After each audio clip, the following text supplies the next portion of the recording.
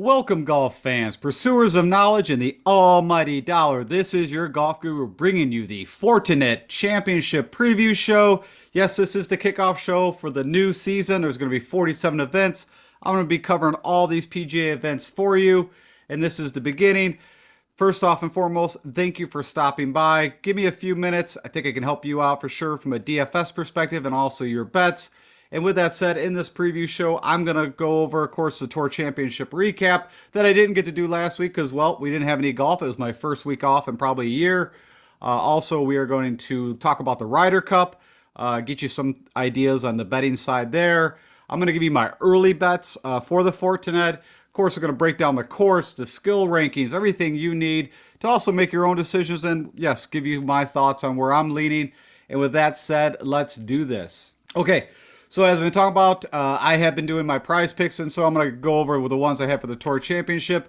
But hey, again, if you don't know what prizepicks.com is, I highly recommend it. Again, it's a different way to get involved with a kind of a fantasy, but it's different than, of course, putting in your teams versus theirs or picking, the top 6 guys.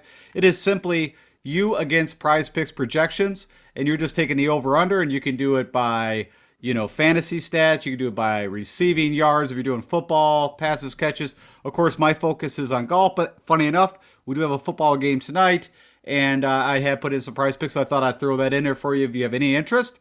I've done it quite a bit. Actually, I was doing DFS football before I was ever doing golf, but just don't focus as much on that. With that said, if you do go over to prizepicks.com, use my promo code GolfGuru. They will match up to $100. So if you put 100 in, you're going to get 100. If you put 50, they'll put 50. So it's a 100% match. It's a good deal. And so again, just kind of double your money there. And to talk about the Tour Championship. So again, I was 2 for 2. I was batting 100% the first 2 weeks. I told you guys going into the Tour Championship with these picks, I wasn't super secure with like I was for the other ones. Is the shortest way to put it. But long story short, I had Jordan Spieth going over, and he did by a half stroke, shot a 69. Sungjae Im just could not squeeze out to shoot a 68 or better. He ended up shooting 71. Abraham Ancer actually shot right on the mark, 69. And then Cameron Smith did shoot a 68. I did play a little more during the weekend and finally had some success, but it was a little more trickier. You could just see guys fluctuating quite a bit on that course. And so with that said, the last thing I'll say is, here's my picks for tonight's football game. Of course, you've got the Ravens versus the Raiders. And who I like and who I put in was Sammy Watkins. So, right, you got Baltimore, not a ton of different places they can go the ball. Of course, you've got a lot of guys hurt on the running back side. So it looks like it's going to be Tyson Williams is who's going to be their main running back. I think that Lamar is going to be running a ton and throwing a bit. I think they're going to get ahead by quite a bit. So I like Sammy Watkins. Really, you got Marquise Brown and Sammy Watkins. That's their 2 main targets. So I went with him over 3 receptions. And that's what I went with. Receptions is what I liked. Of course, I think the Raiders are going to be coming, going to have to be throwing it quite a bit to try to make the back. I think also Josh Jacobs has been dealing with an illness. He's going to be out. And so with that said, you've got Drake who's going to be filling in for him. So again, I think they're going to be coming from behind. With that said, I like Darren Waller to go over 5.5 receptions. And then Mark Andrews, this was a tough one, but I'm going to go under 5 receptions. The only reason why, again, is I think they're going to get ahead the Ravens quite a bit, even by like halftime. So they're not going to need to throw it as much. I think it's going to be more of the run game between Lamar, of course, with Tyson Williams. And then Bryan Edwards, I like the over, again, thinking that the Raiders are going to have to throw it quite a bit. And everything that I saw coming out was Bryan Edwards was actually the number 1 target for Carr throwing the ball. So with that said, that's my picks. Again, I'm not a football guru, but I do do quite a bit, and so that's what I like. So if you go over there, try my picks out, and see. I'll let you know tomorrow how I do. Okay, so let's get back to a golf focus. And first off, we are going to recap the Tour Championship. I'm not going to spend much time on this, right? This was the end of the season, kind of wrapped it up. Patrick Cantlay, actually, funny enough, did end up winning. He did, I think, just enough.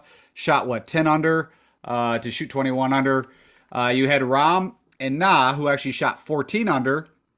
And with that said, the best thing that came out of the Tour Championship for me, there was 2 things, and that's what I'll go over, was I actually had Kevin Na. Funny enough, I put in 5 bets, period, for the Tour Championship. Just wasn't, as I mentioned, going to be a heavy betting for a DFS perspective.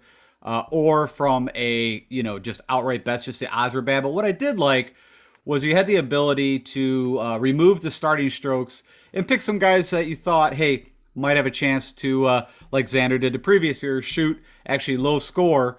And Kevin Na shot, as I mentioned, 14 under. If he would have made just a couple more putts and he had some hanging on the edge, he would have shot better than Rahm. But you could have said Rahm had, for the last 8, he didn't do as well as he would have.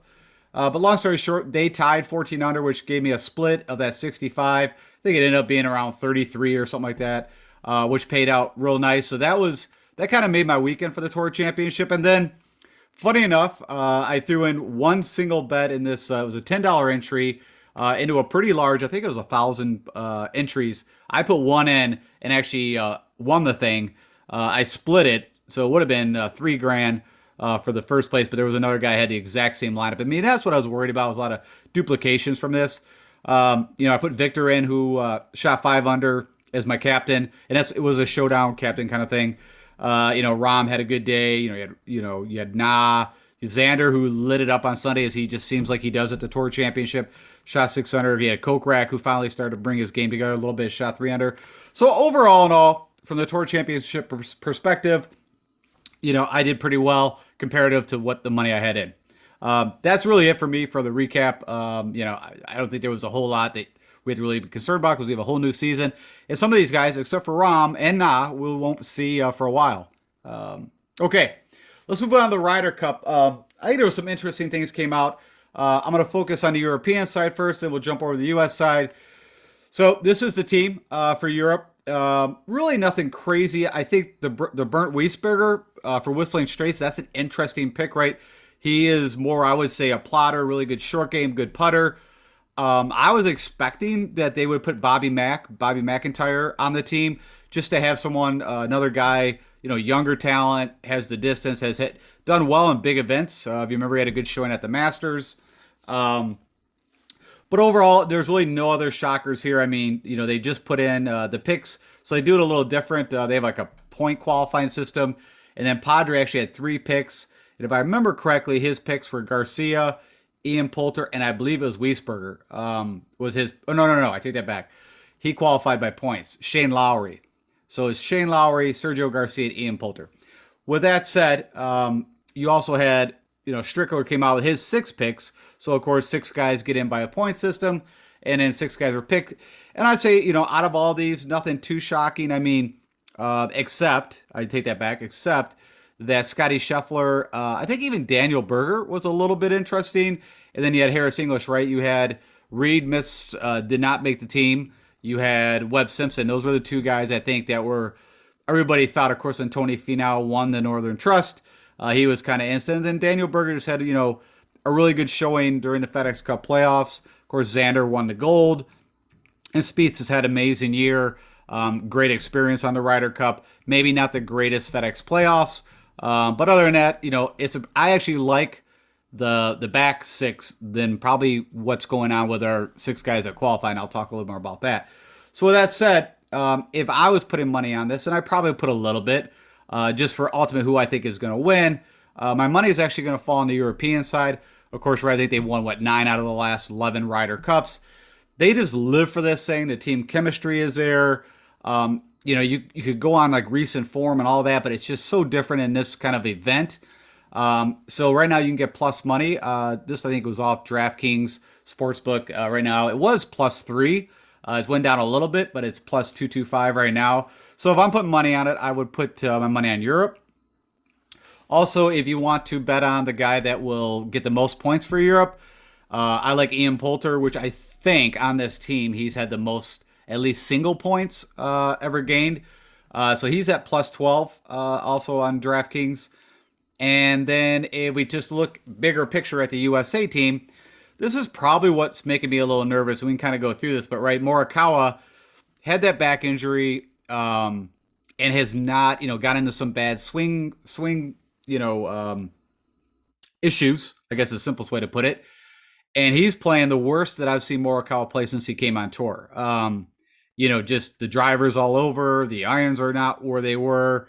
He was never the best putter, but you take away his tee to green game and then, the typical putter, if it's up or down, he's going to struggle. And right, I think he maybe shot one under at the Tour Championship. I think he ended up either in dead last or close to out of the 30 guys. So that right there makes me nervous. So you got Morikawa, who actually was their number one guy in FedEx points, in Ryder Cup points. So he was the number one guy in.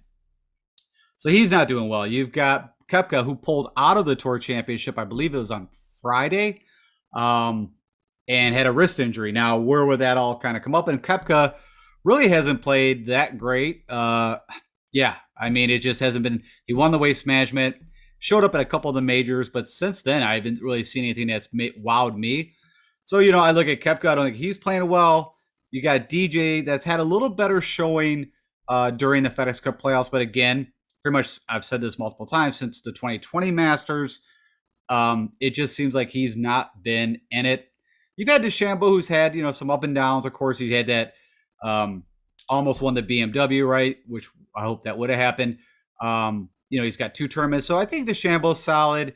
JT, he's kind of been up and down with a putter, but again, the FedEx Cup playoffs had a little better showing. And then you've had Cantlay, who was just in Fuego, of course, win the BMW, and then won, did enough to keep that 10-stroke lead.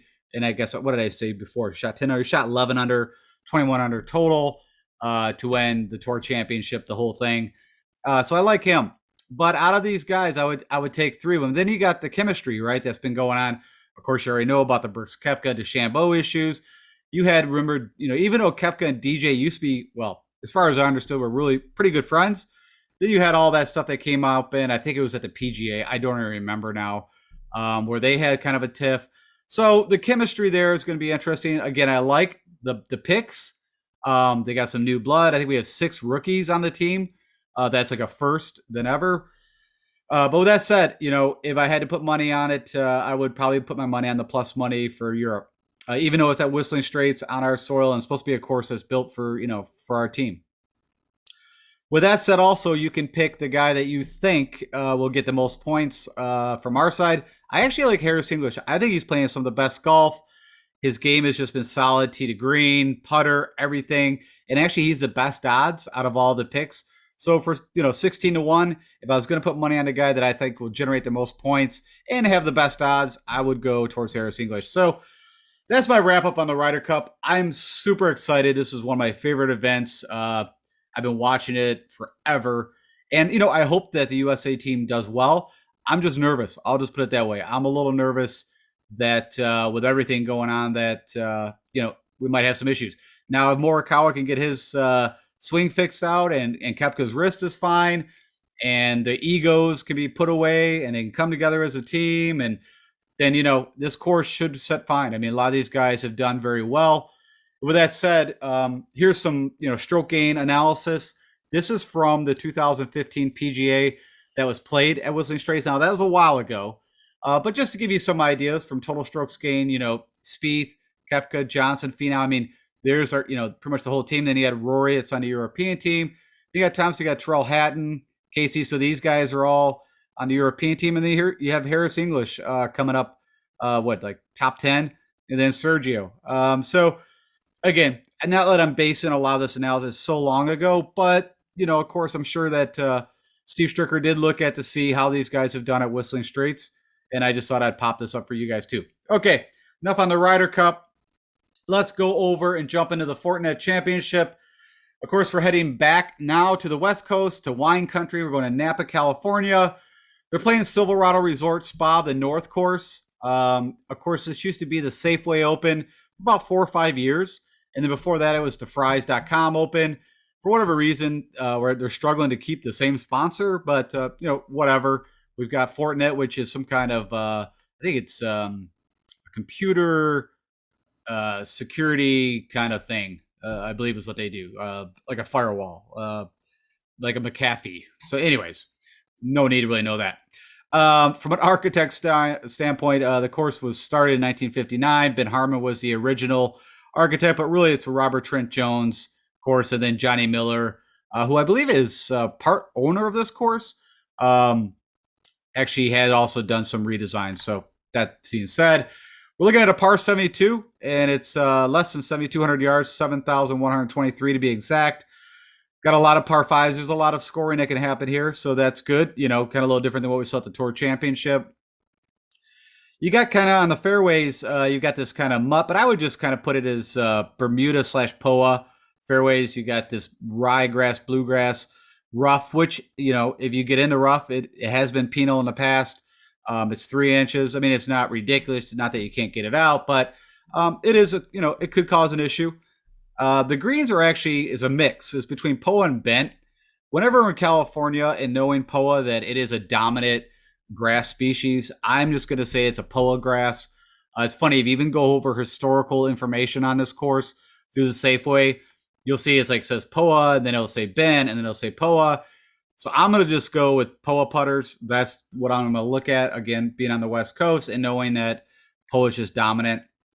We're back to a full 156 player field. Of course, that brings in the cut down to T65. So getting 6 of 6 through from a DFS perspective is going to be tricky. Historical cut line here has been, over the last 4 or 5 years, somewhere between 1 under to 4 under. And then if you look at some past winning scores, you had Bob Tway shot 14 under a few years ago. You had Cameron Champ, I believe that's 2020, shot 17 under.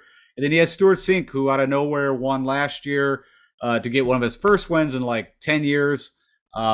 He shot 21 under, and then, of course, go to win the RBC Heritage, which I think there is some comparables there from a course standpoint. And you have Brendan Steele, who won back-to-back here back in 2016 and 2017. That's kind of a side note. The green side, so funny enough, when you pull up a lot of information on here, is not as readily available. I don't know why. Maybe it's just because it's never been a focus on tournament. But what I could tell, average green side is pretty average, which is 5,500 square feet. Pretty flat. They're not very complicated, but you do need to make your putts here as every course. You got 51 sand bunkers laying out on the north course. Water comes into play on the par threes, number 11, number 15, but not, water's really nothing as a concern. You'll just see like ponds next to the hole, and then there is a little stream here or there running around. Stem meter, what I could find out was running around 12. So not super fast, not slow, just kind of medium. This is from a course defense side. This is an older traditional course. What does that mean? Holes are kind of running back and forth. It's a course that you've probably played before. It's, not the specific one, but, if you played courses around your area, it is tree lined. You've got well-placed deep bunkers in the fairways around the greens. I already mentioned that you got some streams. Rough could be a problem on approaches if you don't keep it in the fairway. And there is some elevation up and down, so you could have some uneven lies. And then just some side notes that I thought was interesting. So back last year, you had Harry Higgs, and on the Friday round, shoot a 62. He had an albatross, so that's par 5. And on your second approach shot, I believe it was 230 yards. Yep, on number 18, he put it in the hole, and so that's a 2 on a par 5, which a double eagle, you can call it an albatross. It's great from a DFS perspective. That's actually supposed to say Russell Knox, not Russell No. He shot a 63 round one, just a side note. And kind of what I've noticed here, this course, it can go either way. I think plotters can do well. I think bombers can do well. But if you look at the last 3 winners between Tway, Champ, and Sink, they all were in the top 30 in driving distance in 2021. So I'm kind of going to go with that narrative. And I think why that works out is because you've got 4 par 5s that are very gettable. And if you can hit it long and straight, you are going to have a lot more opportunities scoring on even the par 4s and the par 5s. So that is going to be kind of the way I lean as I kind of go through in my picks and my bets. I'm going to be looking for guys that have some distance and can hit the fairways. I always give you guys kind of a quick kind of overview of the course. Now, this is actually both courses. I believe the north course is this guy right here. I'm almost 100% sure on that. Really, all this is going to show is, you can see the trees. You can see there's the pond, I believe, on the par 3 there. Nothing too crazy. It's, pretty straightforward right in front of you. Just keep it in between, keep it out of the trees. And you can kind of see this illustrated here. Now, the way that this image looks, it looks like that's a pretty narrow fairway. It's not as narrow, but long story short, yeah, you got to be able to hit the ball decent. You got to hit it with length and straight. And also, I always tell you, and I actually went back and just to refresh my brain, go on to YouTube and put in 2021 highlights from round 1, round 2, blah, blah, blah, from the Safeway. Again, the keyword is put in the Safeway Open. And if you actually go to the PGA past results and you try to find past results for the Safeway, you're not going to find it. They shut that off. You have to put the Fortinet Championship to get the back history. That's a little side note. So when I went in just to confirm how long, I knew that it was played here for a while under the Safeway. It wasn't even being pulled up. So you got to type in the Fortinet Championship and put in PGA past results, and you can go see some information for yourself through the PGA Tour website. All right, so we look at the breakdown of the scorecard. How's this course going to kind of open up? So you have a gentle handshake off number 1, and then you kind of get into some of the tougher holes right off the bat. Then you get the easiest hole on the course is par 5, number 5, with a very eagle chance, but definitely want a birdie. If I kind of had to look at the front 9 versus the back, I would say that the back 9 is playing easier. You've got 4 of the tougher holes here. But then the back kind of gets a little bit easier with, the last 3 finishing holes, which is odd. Usually the last 3 finishing holes are the tougher ones, but at this course is actually some of your scoring opportunities, which is going to be interesting come Sunday. A guy could make a push starting on the back or when he gets to the back last 3 holes. And then this is the actual official scorecard. And I kind of looked through this. Nothing really stuck out that there was any difference from what the holes are looking like comparative. So usually I go through it just to make sure that one hole didn't change significantly if it's a par 3 or whatever. So we're all good from that perspective. And then now to break down kind of the skills ranking from a stroke gain analysis. How do you actually win at Silverado, the Fortinet Championship? Again, usually I don't go with this. I was actually leaning first. I was thinking of this more of like an RBC Heritage, where it's all about, hitting fairways, not worrying about distance. But the more I kept looking at it, I do want guys that have distance, but of course, hitting fairways. So in my big model, that will be what I'm going to lean on. I believe the second thing is always approach is so key. Putting, you got the ball striking that I'm going to make sure I'm going to look at. A lot of that is because of hitting the long shots into the par 5s. Around the green does show up here. You're going to need to be able to make birdies and, of course, eagles if possible. The proximity of the pins, there's 2 of them that show up the most. 100 to 125 shows up 18% of the time from historical information. And then 125 to 150 comes up almost 20% of the time. I already discussed about there's 4 very gettable par 5s, a couple even eagle opportunities. And then you got the par 4s. There's 6 of them coming in from 400 to 450. And lastly, the par 3s. There's 3 of them from 175 to 200. So that will be a bit of the course defense as some of these longer par 3s. We've been seeing that recently, even at the last couple tournaments during the FedEx Cup. And then last but not least, scrambling. If you do get off, which you can get off, these fairways are not huge, they're not super wide.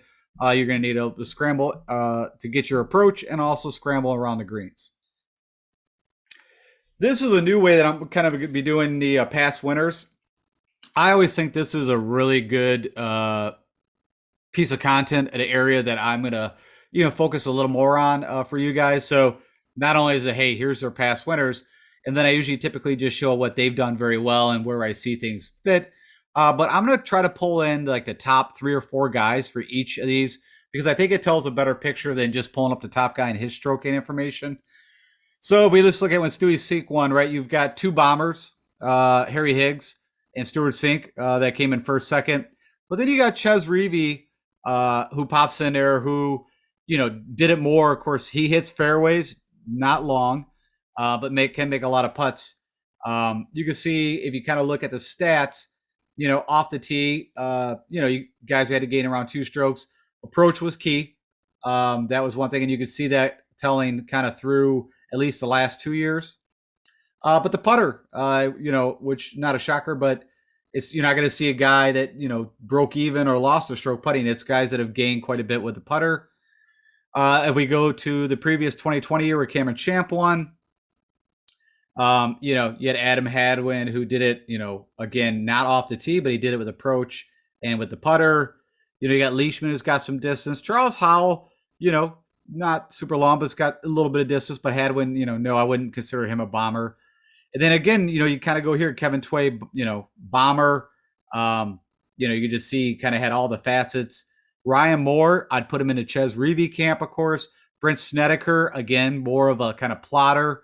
But then you got Luke List, who is a bomber. So, with that said, it could fit either eye, but each of the winners, had the distance. And that's where I'm going to lean towards. So that's really what I glean out of this. You can kind of make what you want out of it, but that's what I'm taking. So with that said, here is the larger model. Kind of go over this, what I'm looking at. So driving distance, fairways, gain, I kind of made them equal because I think they're both very important. Approaches at 10%. Putting, the guys that have gotten hot with the putter here has done very well. Everything else is kind of turned down about 5%, but everything that I discussed already around the green. You got birdies at 10%, which I do feel that is crucial. But everything else that I kind of mentioned in the previous of what they need to do is at 5%. I'm looking at the last 12 rounds, no filters. This is just looking at the last 12 rounds they played. And with that turned on, the number one guy that came out on my model, funny enough, is Mito Pereira, who, of course, won at the Palmetto, but really hasn't done a ton since then. Had some miscuts. Of course, John Rahm, which I'm very interested if he actually plays in this. Now, I just keep thinking about with the Ryder Cup, the next weekend and, the practice and everything that I was just, to be honest, the top three guys that are playing in this thing is Rahm, the date they're touting. You've got Will Z, you've got Hideki, and I didn't really talk about the field yet, but the field's actually not bad. It's quite a mix because you're getting quite a bit of the guys from the Corn Ferry. And I luckily, I know a bit about those guys, so I'll talk a little bit about them as we talk about the betting and whatnot. But you're getting a mix of some guys that are pretty solid that have been playing on the PGA. And then you got, these new guys that we're going to have to kind of navigate that are coming up who have been on the tour before and just had good success this year on the Corn Ferry. So if you want to know who's done well at the Safeway or at Silverado, over the last, I put in 12 events, look at the same kind of model. Just all we're focused on, of course, is the course. Cameron Percy's actually done very well here. If you go watch the highlights from the previous year, he's had some good rounds. Kevin Na, who's been running crazy hot. I think he's had 7 or 8 of his last rounds have been in the 60s. Doc Redman, a good ball striker. I already mentioned, we talked about Harry Higgs, who has done well here, got the distance. Of course, Champ, past winner. Dylan Fratelli, I think, is interesting. That I saw, I know he's played here twice. He's had pretty good showings. I'll talk a little bit about that in my betting. Just trying to see if anybody else sticks out to me. Brian Stewart's been, had a pretty good showing. I believe it was that Northern Trust. I think there was, or it was a previous tournament, but he was one of my picks and actually did pretty well. So yeah, that gives you some guys that has history and has done well here. And then if you kind of just look at comparable courses, now all I'm looking at here is par 72, less than 7,200 yards. I did not pull in the green type because I don't think it's that big of a deal. What I'm more interested in is guys that have a shorter course and a scoreable opportunities, 4 par 5s, how they've done over their last 12 events. Funny enough, Nate Lashley popped up, number one. Lanto's in the field, and also my Sebastian Munoz. Webb Simpson's in the field. I thought that was interesting.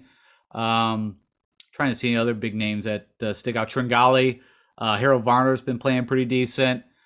So again, some guys to think about that on comparable courses. This would be like CCF Jackson, where they play. I believe that is the Sanderson Farms.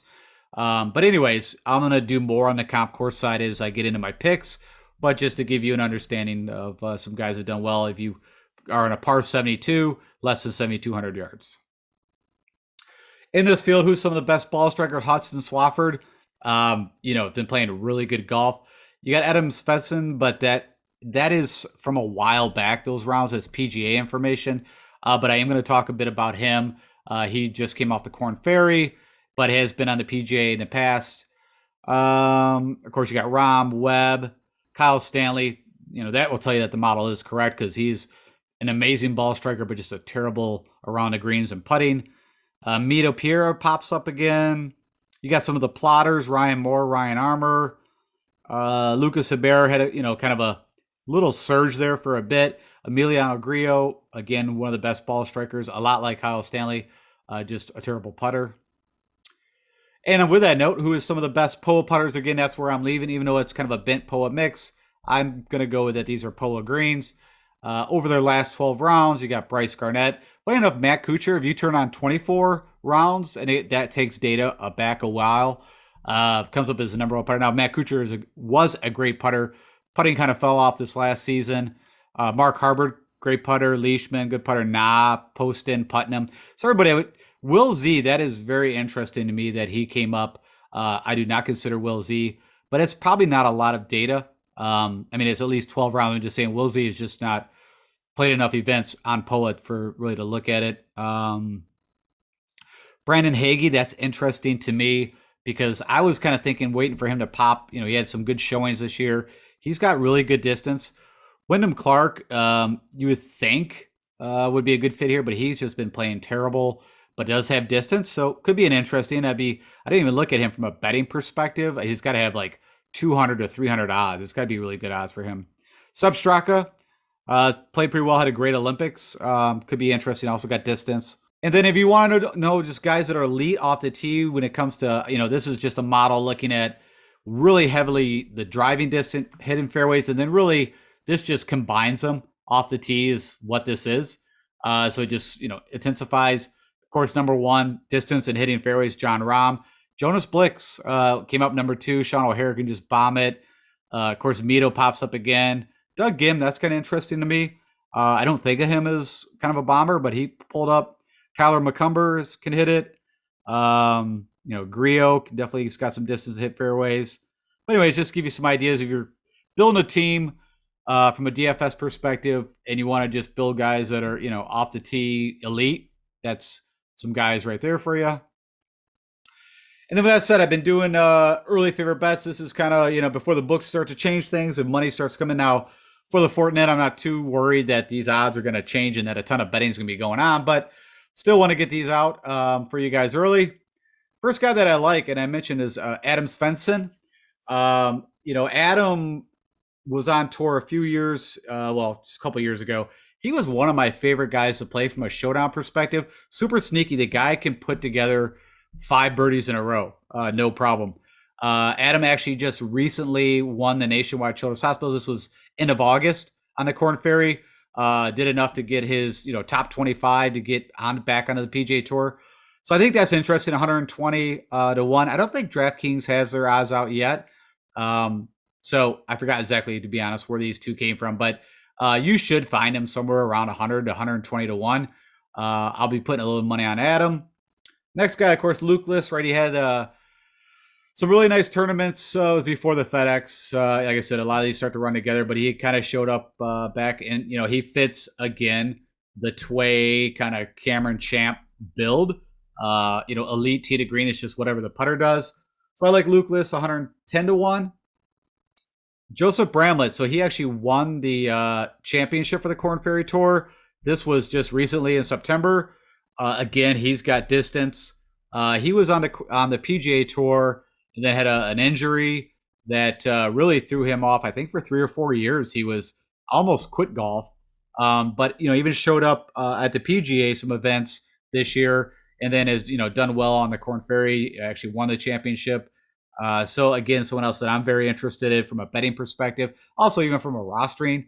So he's 110 to 1. And then Trey Mullinax, again, another guy that was on the PGA Tour, did enough on the Korn Ferry to get his card back. The guy's got super crazy length. He's 200 to 1. And then just to give you some, I pulled up some of his historical information, his best position, wins. So he won back October 2020 on the Korn Ferry. He came in second at the Valero back in 2018. Yeah, you could also see he came in 6th place at which we now know is a WGC event to St. Jude. At TPC Southwind, he had a 6. The Evans Scholars, that would be the Korn Ferry. At the Valspar, another tough course, he came in 8th. This is interesting too to me that he had a 9th place finish. That was at Aaron Hills and Brooks Koepka one. He actually ended up in 9th for the U.S. Open. So what I'm trying to get to is this guy has produced on the PGA Tour in the past. He had kind of a slump and then has got back his card. Again, 200 to 1. I think he'd be kind of a sneaky play. If you never heard of Trey Mullinax, but yeah, crazy distance. Again, it'd be the putter for him. And then Dylan Fratelli has actually played the Safeway twice and has had, I believe this is off memory, like a 15th and a 25th, something like that over the last few years. Dylan Fratelli's got crazy, sneaky long distance, like 330 yards. Right, he showed up at the U.S. Open. I think he had like 5th place, and then showed up at the 2020 Masters. But other than that, he won, I believe it's a John Deere, if I can go off memory. The guy just gets either super hot or super not. It's either a miscuts or he's, top 10. So that's what you want to look at from a betting perspective right now. He's 100 to 1. So to give you some of the guys that I'm interested, again, I always state this. I like the long shots. I bet the long shots. I look, especially in golf and especially at the Fortinet Championship. Now, if Rahm is super focused and he wants to go out and win this thing, okay, there you go. Rahm's your winner. I mean, the guy that should win. But I have a hard time believing that will be the case. I just feel like his mind will be more on the Ryder Cup if he actually plays in it. So Kevin Na could be super sneaky too.